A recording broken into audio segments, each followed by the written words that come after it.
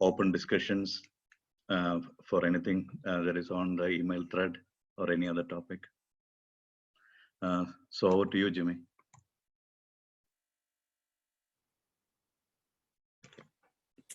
You have to stop sharing your screen. Yeah. Okay, all right, let me see your presentation. Yes. Excellent. All right, so we're going to start with TRNG. Oh, stinking bar, there we go. So I'm going to present the true random number generator firmware interface and how we can implement this spec in TFA. I have the spec up in case we need to refer to it. So this presentation is going to go through the ABI, and then I'm going to discuss my proposed porting proposal for an interface for platforms to provide their random number generator in TFA or in any other secure EL that they want to implement it at. And then I'm going to discuss some notes on this implementation, and I have other parts of my prototype implementation available in case we need to discuss them. So the ABI looks like this. So a client of this ABI. So the spec discusses this with three parties. You have the client of the ABI, something like the Linux kernel running at normal world EL2 or EL1. You have the back end, or the front end, which in this case will be trusted firmware running at EL3, and then you have the back end, which may be in EL3, or it may be in SEL2, or it may be in SEL1. Who knows? So a client would use this ABI by first requesting the version of the ABI, which it will get back 1.0 in this case for the spec, because that's the version, and then it will follow it up with taking all these SMCs and passing them to the features function, which will indicate which of these is implemented, and they're all mandatory, so it should return true for all of them. Should return success, I should say, for all of them.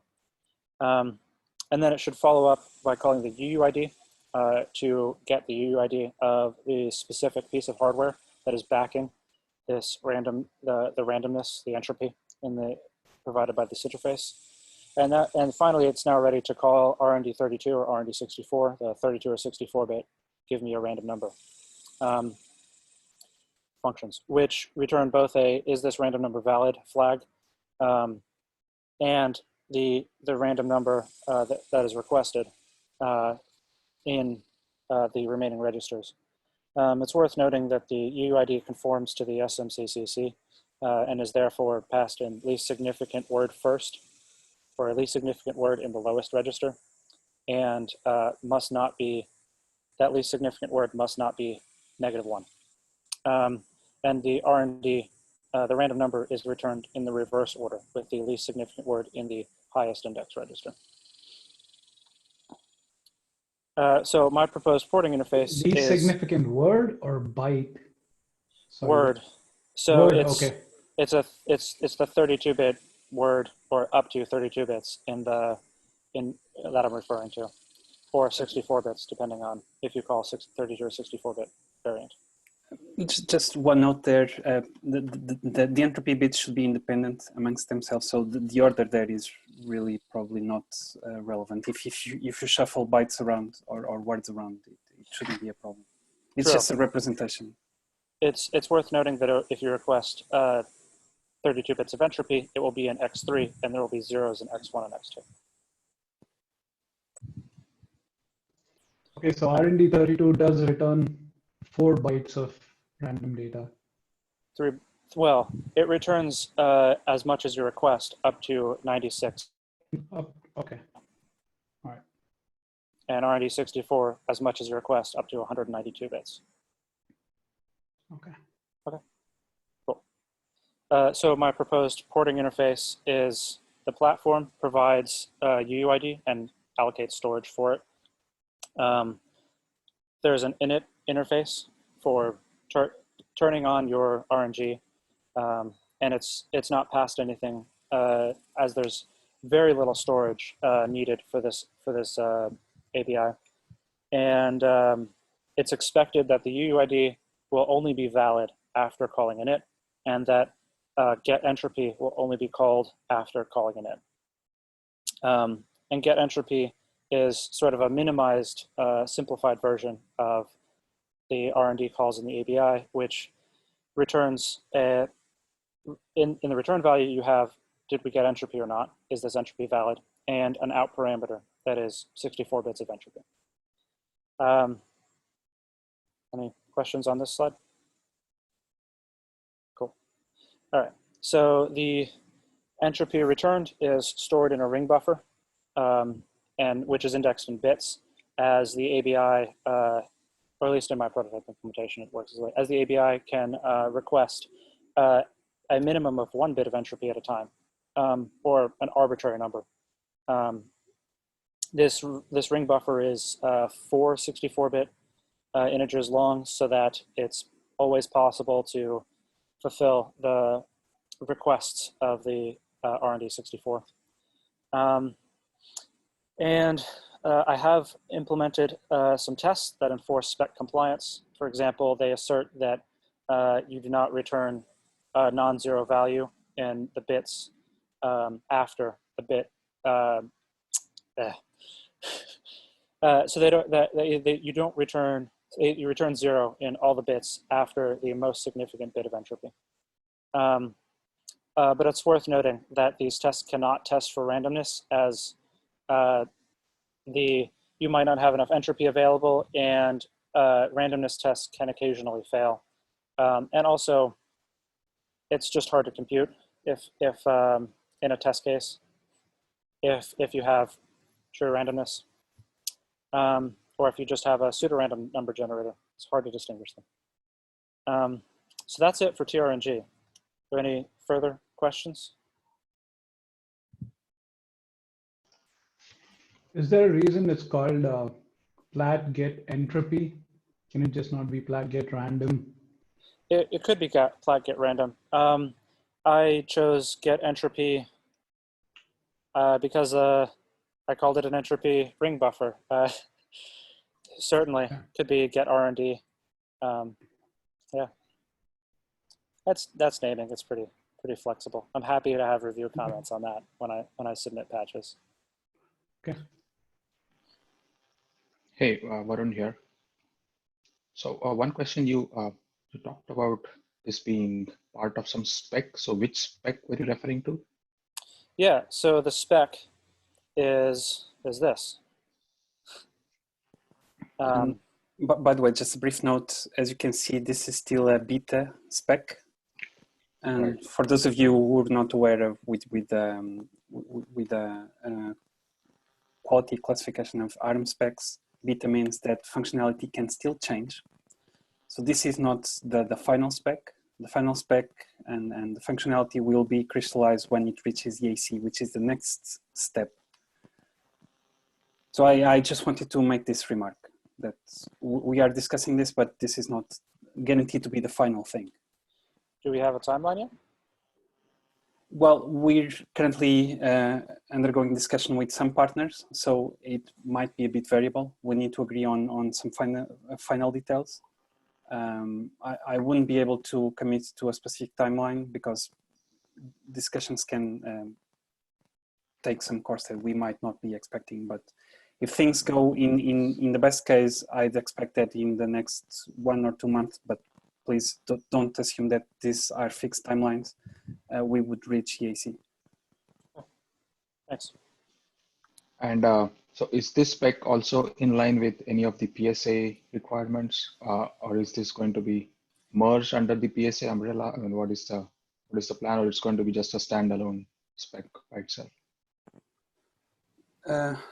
Well, I couldn't really comment on that. I just like to point out that this is an interface allowing the platform to expose an entropy source that is managed by a secure world to an OS or an hypervisor in normal world. All right. I wouldn't comment on whether PSA has APIs that provide you similar thing. Yeah, I wouldn't really comment on that. So this really just defines an ABI that allows the OS or the hypervisor in normal world to request entropy. And so in the past, these devices would either be managed by the normal world OS. So the normal world OS would have the driver for the TRNG device. Or in some cases in the past, I guess that some partners have moved their TRNG device to Trust Zone, and they would have their own drivers in Trust Zone and bespoke interface using their particular SMCs. So we're really just standardizing the interface to get this entropy from Trust Zone, which is kind of a pattern which some partners were already using in some platforms. Oh, okay. Thanks for that context. And I believe also in the future, if not already implemented in any of the ARM architectures, but in future, maybe there will be also a native instruction to get this without having. Mm-hmm. That's an interesting remark, and thank you for asking that question. It's quite valid. I would like to point out that the v8.5 extensions that I think you're referring to, yeah, those allow you to get a deterministic random number, whereas we're really providing entropy, which is slightly different. So the entropy comes directly from a TRNG device. It's a true random number. It doesn't come from a deterministic algorithm, which moves from state to state. So in the v8.5 extensions, you can get random numbers from a deterministic random number generator. The TRNG device is different from a deterministic random number generator in the sense that it provides you with true randomness. So the practical distinction of this is you can easily use the TRNG outputs or the entropy to seed the RBG or to generate a key, but you can't really easily use the output of the RBG to seed another DRBG without any other source of true randomness. So this is kind of giving you some explanation as to why this is still slightly different from what's going to be provided by the v8.5 extensions. Okay, thanks. Oh, sorry, one more question. So is this spec publicly available for review? This one is publicly available, yes. It has been shared in the LKML. And it's also available from Dropzone if you have access to Dropzone. Otherwise, we can. So sorry, I guess which company are you from? Or I can get in touch with you offline to see if, or I can send you the link to the publicly available spec. There's a publicly available URL that I can share with you. Sure, yeah, I'm Varun Wadekar from NVIDIA. Okay. Yeah, thank you. Thanks. Do you have any further questions on TRNG?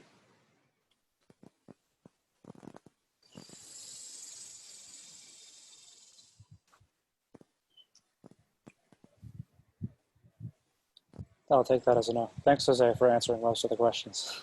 No worries. Thank you. So the next presentation is on the GIC600AE, and it's FMU. This one, I was actually able to fit the link at the bottom here, so maybe that'll help. So yeah, with this presentation, I'm going to discuss the differences between the GIC600 and the GIC600AE, which, as you probably already noticed, is mostly around the FMU. And then I'm going to discuss the new registers that are available for the FMU.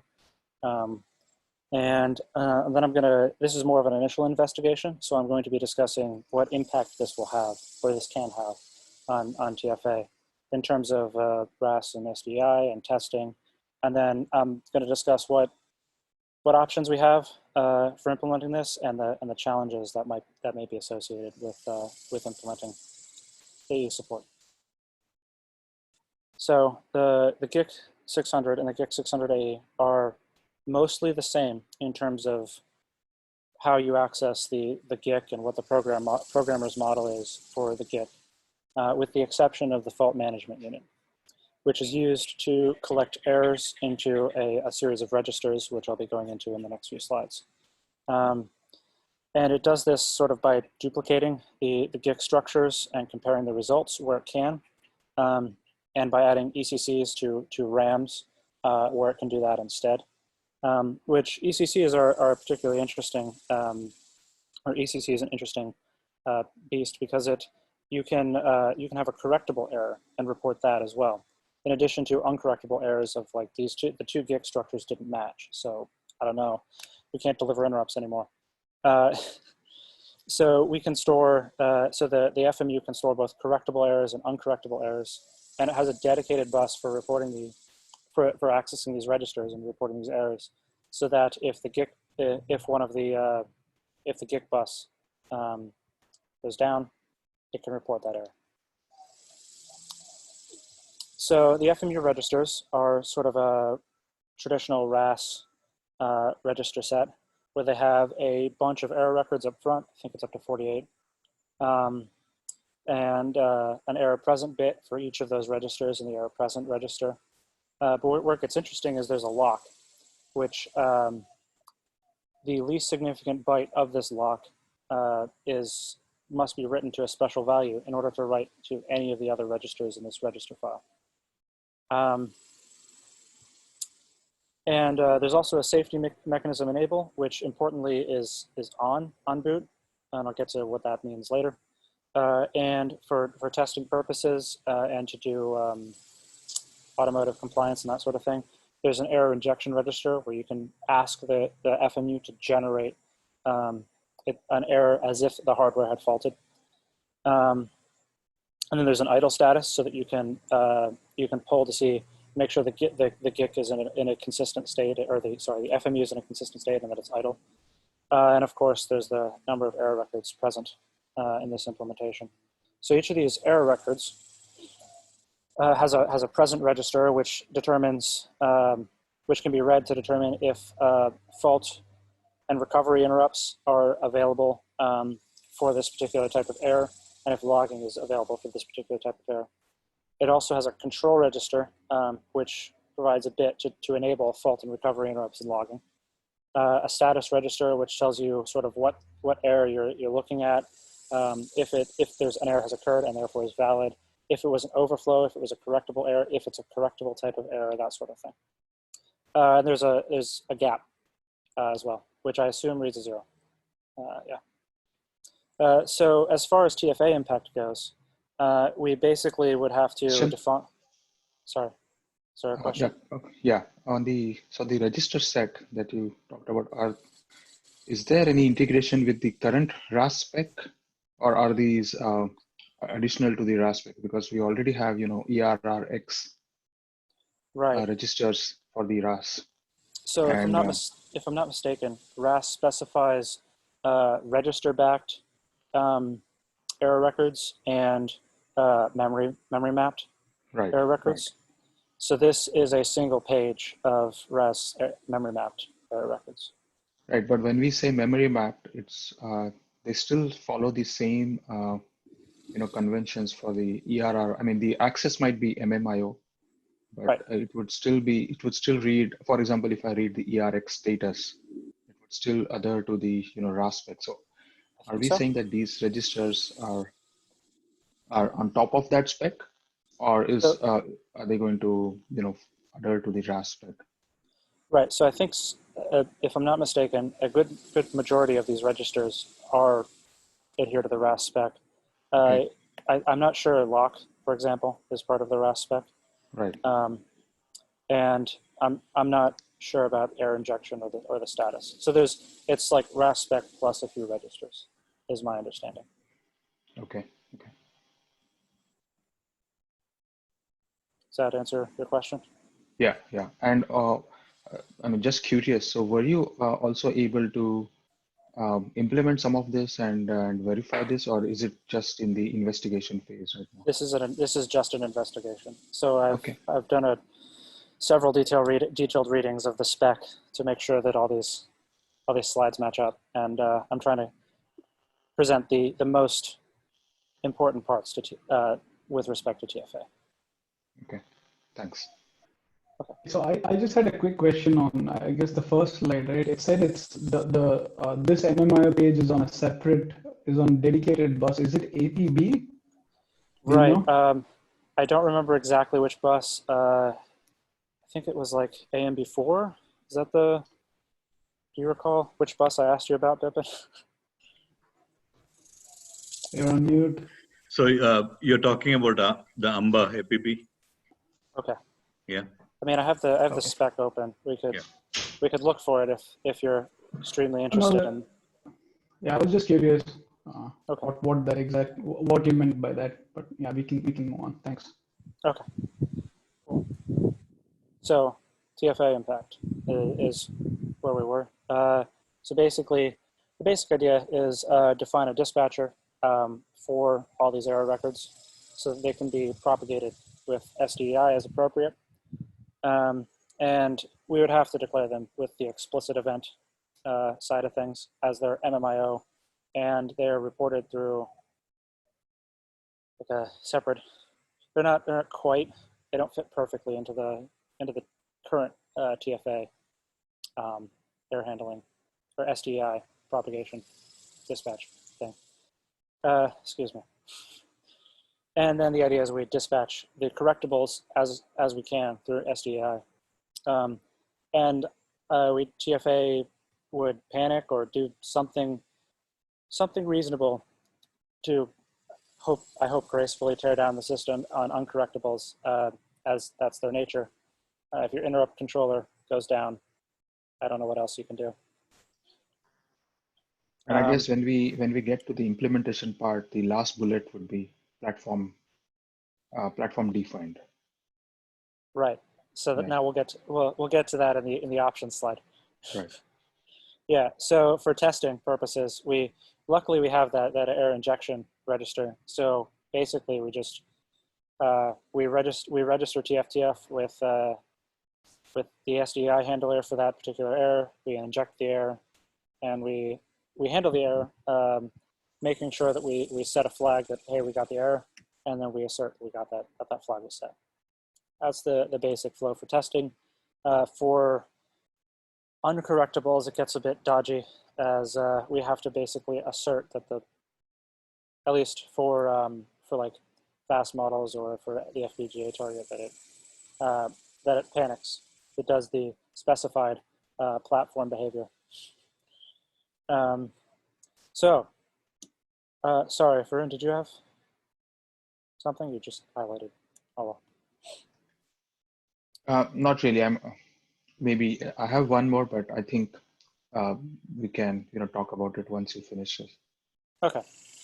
So as for the options and the challenges, so some interesting stuff with respect to the GIC that are options is you can actually treat all uncorrectable errors or all correctable errors as uncorrectable errors and handle them through that route. So that's an option that we could expose as a platform possibility. We could do all sorts of things with it, but I imagine that most people are going to want to see correctables as correctable errors, sort of as an indication that their platform could in the future experience an uncorrectable error and take action before that happens. And for correctable errors, there's counters, the logging feature. So that allows you to have an interrupt every time a correctable error happens, or every time the counter overflows when you see 1,000 correctable errors. I think they're 10-bit counters. And the interesting thing is you can also set the counter to a specific value so that you can interrupt when there's been 32 correctable errors, or there's been 42 correctable errors, or 300, I don't know. So we could expose that option as well. So this is the platform specified what happens when an uncorrectable error happens? Well, we could do something platform specific, like report it to a BMC or SCP or you name it. Do something platform specific for that platform. And the challenge, the biggest challenge I think in implementation that I could see was the safety mechanism comes up and is on at boot before we enable interrupts. I'm pretty sure my reading of the code was that we enable interrupts before we initialize like all of RAS and SDI. So we could, in theory, see a correctable or an uncorrectable error before we've called the init.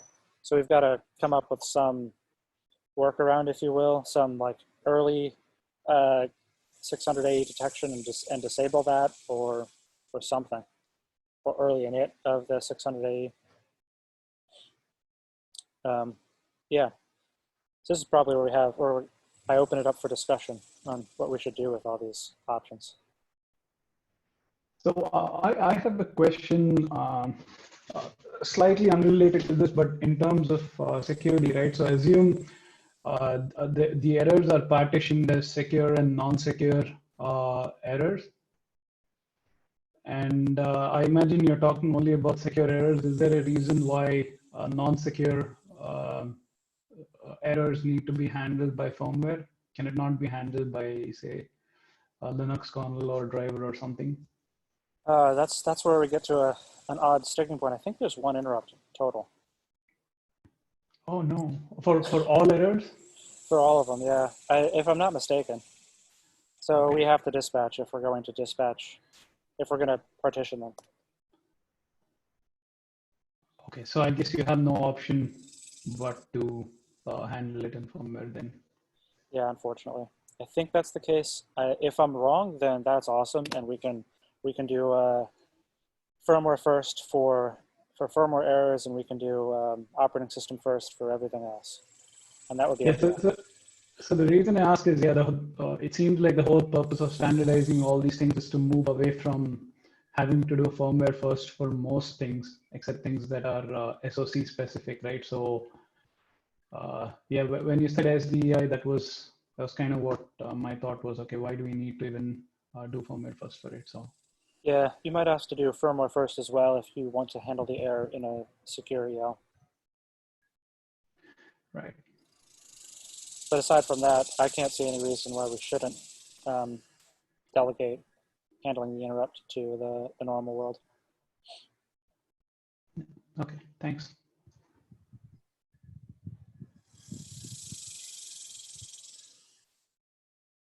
Any further questions, comments, concerns? I have a question on the way the error records are maintained by the GIC600. So do you know if they're also available after a reset or some kind of, maybe not a full reset, but some kind of shallow reset? The reasoning, the context behind this is, I mean, there might be some error due to which the CPU cannot move on, and it has to do some kind of shallow reset. And after we do a shallow reset, we go ahead and figure out if there were any errors in the previous boot. So Right. that would mean the error records have to survive a reset. Right. So that would show up as like in the programmer's model register summary. There would be a reset value that is not fixed. It looks like after a reset of the FMU, at least, the error records have a fixed state. Okay. So this means the previous values would get wiped out with the reset values. Yeah. So that implies to me that if we have to do some sort of a reset like that, we've got to stash error state somewhere else. Are you guys planning to upstream a driver for this to TFA? That's the impression I get.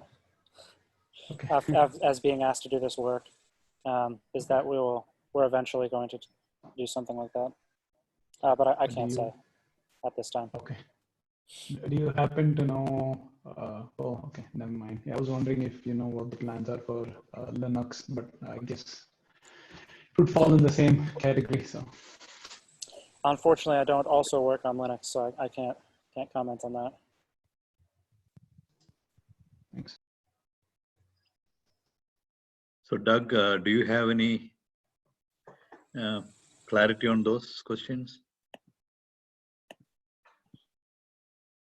No, not for the kernel side, Bipin. Obviously, from our own support, it's all in Jimmy's hands. So over the next few months, we'll be upstreaming the initial support for this once he's done the implementation. But I can always go and find out if you need to. Okay. Yeah, we'll take a note of that.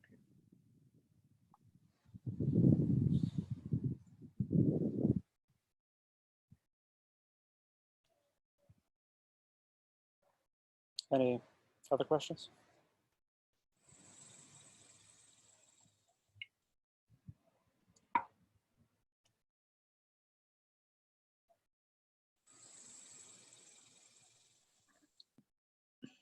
If there's no further questions, I believe the next thing for me to do is let Bipin have the screen. Okay.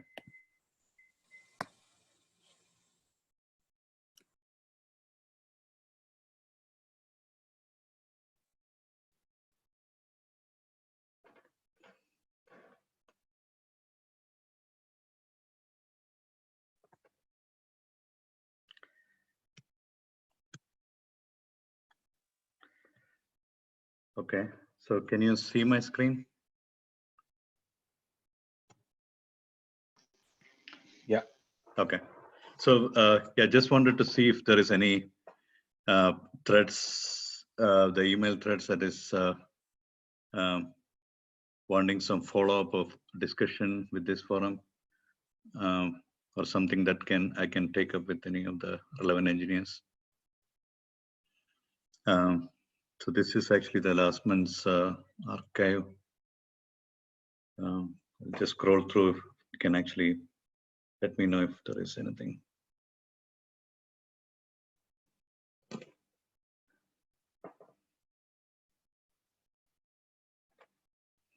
So if there isn't anything we're discussing in this, and if there are any other topics anyone in the call need to talk about.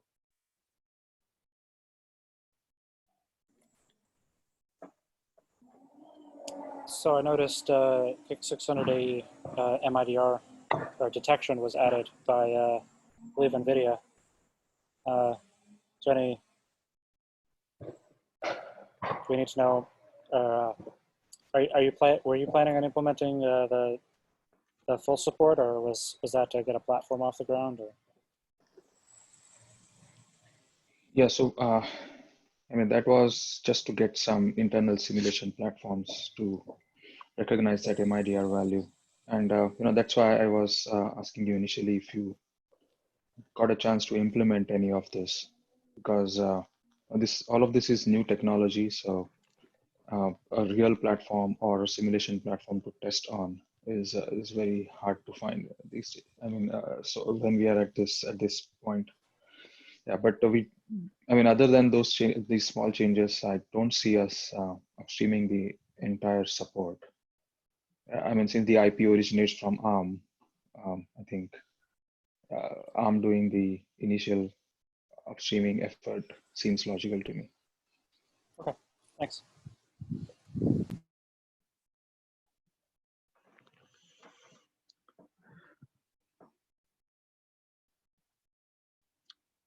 So anything else?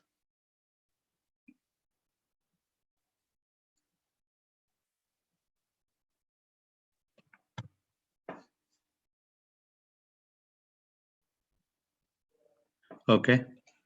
So if you don't have anything, we'll call it a day. Thank you. Thank you. Thank you all. Thank you. Bye. Bye. Thank you.